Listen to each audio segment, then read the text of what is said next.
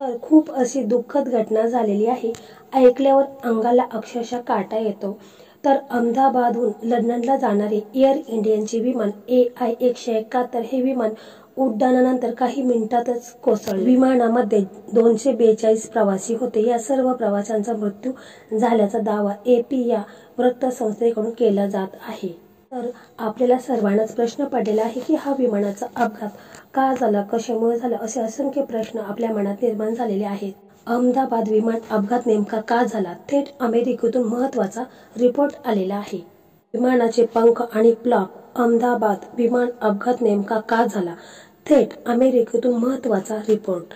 अहमदाबाद येथील विमान का कोसळले हा प्रश्न अजूनही अनुत्तरित आहे। या क्षेत्रातील विमानाच्या अपघाताची वेगवेगळी कारण सांगत आहेत।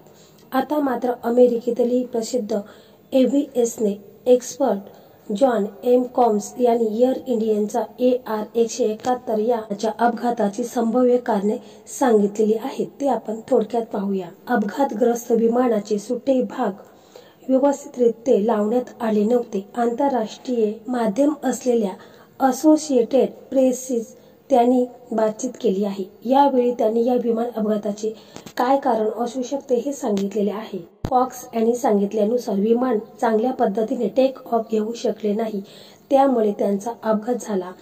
कॉक्स हे वॉशिंग्टन DC येथील सेफ्टी ऑपरेटिंग सिस्टीमचे CEO आहेत। विमान ज्यावेळी उड्डाण घेत होते त्यावेळी त्याचे स्लॅट्स आणि प्लॉप हे भाग योग्य स्थितीत नव्हते, असा कॉक्स यांनी सांगितलेला आहे। तसेच की ज्यावेळी विमान टेक ऑफ घेत होते तेव्हा त्याचा पुढचा भाग वर होता, नंतर मात्र हे विमान खाली कोसळायला लागलं।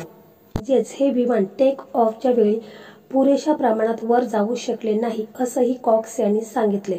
स्ट्रॅट्स आणि प्लॉप ज्या स्थितीत हवे त्या स्थितीत नव्हते, असंही त्यांनी म्हटलं आहे। दरम्यान या विमानाच्या अपघाताची वेगवेगळी कारणं सांगितली जात असली तरी या विमानाचा ब्लॅक बॉक्स सापडल्यानंतर अपघाताचे नेमके कारण काय आहे हे समजू शकणार आहे।